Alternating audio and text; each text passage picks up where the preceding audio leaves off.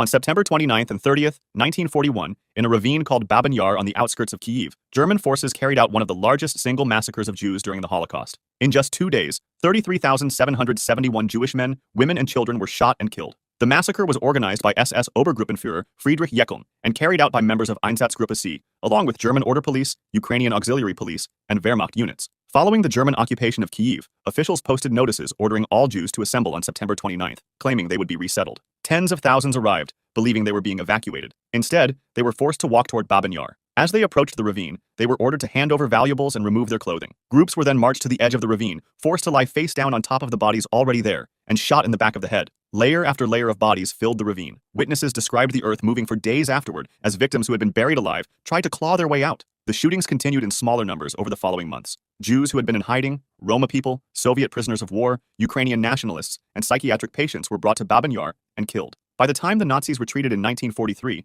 an estimated 100,000 to 150,000 people had been murdered there. Before leaving, the Germans tried to destroy the evidence. In August 1943, they forced prisoners to dig up the bodies, burn them on makeshift pyres, crush the bones, and scatter the ashes. This operation lasted weeks, and those who participated were then shot to prevent them from testifying. After the war, the Soviet Union suppressed the Jewish identity of the victims, instead referring to them only as Soviet citizens. No memorial was erected for decades, and the site was neglected. It was not until 1976 that a monument was placed at Babyn Yar, and even then, it made no mention of Jews. Only after the fall of the Soviet Union did Ukraine begin to properly commemorate the massacre. Several perpetrators were tried after the war. Paul Blobel, the officer who organized the burning of bodies, was executed in 1951. Others received prison sentences, but many escaped justice entirely.